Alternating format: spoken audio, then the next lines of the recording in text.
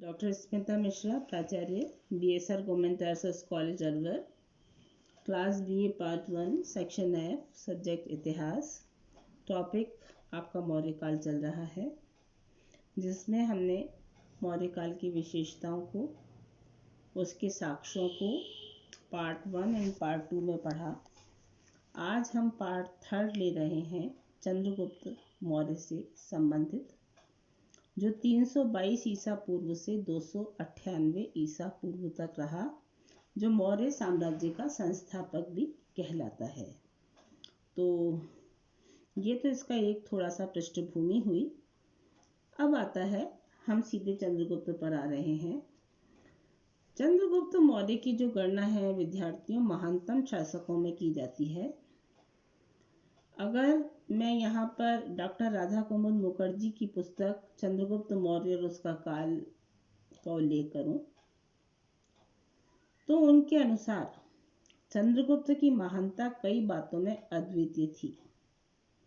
बहुत थोड़े से शासकों को इस बात का श्रेय दिया जा सकता है कि उन्होंने अपने इतने छोटे से काल में इतनी अधिक सफलताएं प्राप्त की हों, मात्र 24 साल में। तो ये बहुत इम्पोर्टेंट बात है।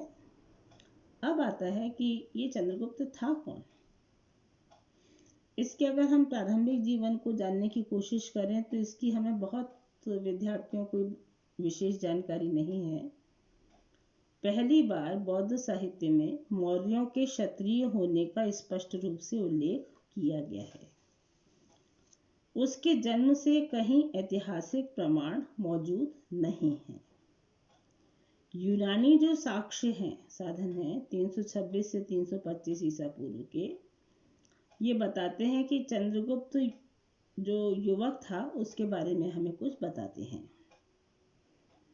बौद्ध ग्रंथ चंद्रगुप्त के पिता को मौर्य जाति का प्रधान बताते हैं और इसी आधार पर उसे मौर्य कहते हैं। चंद्रगुप्त जब छोटा सा बच्चा था तो जंगल में राजकीलम एक न्याय से संबंधित खेल था। खेल खेलते हुए जंगल में चाणक्य को मिला था। ये सब बच्चे उसके आसपास खेल रहे थे और वो एक पेड़ के ऊपर चबूतरे पर बैठकर न्याय कर रहा था। डॉक्टर राधा कुमुद मुखर्जी के अनुसार इस साधारण खेलने वाले इस बालक को जन्मजात नेता होने का परिचय दिया और चाणक्य को लगा कि उसे ये बच्चा अद्वितीय है और उसने यानी चाणक्य ने उस बच्चे को शिकारी से, जिस शिकारी के पास वो रह रहा था, उसे 1000 कार्षापण, मुद्रा का नाम है, कार्षापण देकर खरीद लिया। चंद्रगुप्त के माँ बाप ने उसे एक शिकारी को बेच दिया था।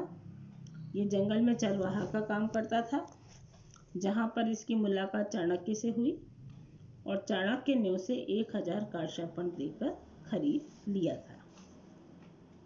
कहा जाता है कि एक बार चाणक्य का नंद सभा में बड़ा अपमान हुआ था। आपने मगध साम्राज्य के बारे में पढ़ा है और उसमें एक नंद वंश के बारे में पूरा आपने अध्ययन किया है। तो वहाँ चाणक्य का नंद सभा में बड़ा अपमान हुआ था। उसी का बदला लेने के लिए उसने बालक चंद्रगुप्त को अपने नगर तक्षशिला ले गया और तक्षशिला में ले जाकर उसने चंद्रगुप्त को 7-8 वर्ष तक एक प्रसिद्ध विद्यापीठ में समस्त विद्याओं तथा कलाओं की शिक्षा दिलवाई। तो ये उसके बचपन के बारे में या आरंभिक जीवन के बारे में हमको जानकारी मिलती है। अब इसके पश्चात एक महत्वपूर्ण चीज शुरू होती है, वो है उसकी चंद्रगुप्त मौर्य की उपलब्धियां, जिसको हम विभिन्न भागों में बांटते हुए पढ़ेंगे, क्योंकि केवल एक व्याख्यान में उसको मैं समाहित नहीं कर सकती। तो सबसे पहले मैं ले रही हूँ पश्चिमोत्तर भारत में यूनानियों का अंत। पंजाब और सिंध के क्षेत्र में विदेशियों का यहाँ पर मतलब क्या है, यूनानियों के शासन का अंत करना था। जस्टिन नामक इतिहासकार ने लिखा है कि सिकंदर की मृत्यु के बाद उसके गवर्नरों को मारकर विदेशी दासता से मुक्त कराने का श्रेय चंद्रगुप्त मौर्य को है। इस संबंध में निश्चित तौर पर उसे बड़ी सेना की आवश्यकता थी। ये तो हम सब समझते हैं कि सेना के बिना उसने युद्ध कैसे लड़ा होगा। इसके लिए कौटिल्य के अर्थशास्त्र में हमें पढ़ने को मिलता है कि उसने तमाम लड़ाकू जातियों, लुटेरे डाकू, लुटेरों के संगठित दल, वनवासी जातियों आदि से अपनी सेना को बनाया।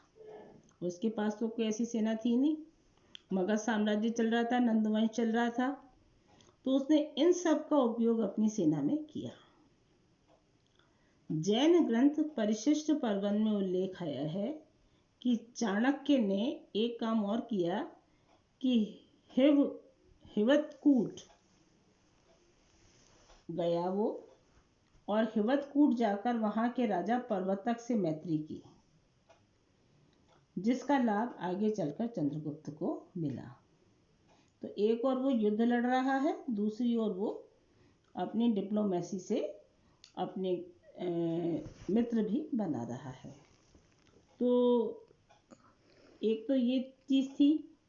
दूसरा, उस समय यदि हम समकालीन परिस्थितियों पर दृष्टि डालें तो पश्चिमोत्तर जो भारत की तत्कालीन परिस्थितियां थीं वो भी चंद्रगुप्त के कुछ फेवर में थी, अनुकूल थीं।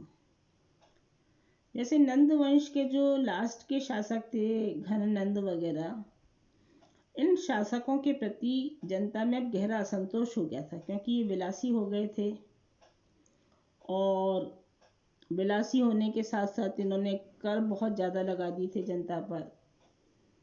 तो इससे क्या था कि बड़ी गहरा असंतोष पैदा हो गया था। फिर जो पश्चिमोत्तर सीमा थी उसमें जब 323 ईसा पूर्व में सिकंदर की मृत्यु हो गई तो वहाँ पर गहरी अव्यवस्था फैल गई। असंतोष तो था ही, और इस चीज़ से सिकंदर की मृत्यु के बाद एक गहरी अव्यवस्था फैल गई, जिसका लाभ किसने उठाया? चंद्रगुप्त मौर्य और चाणक्य ने, कौटिल्य ने। और उन्होंने पश्चिमोत्तर भारत से यूनानियों का अंत किया।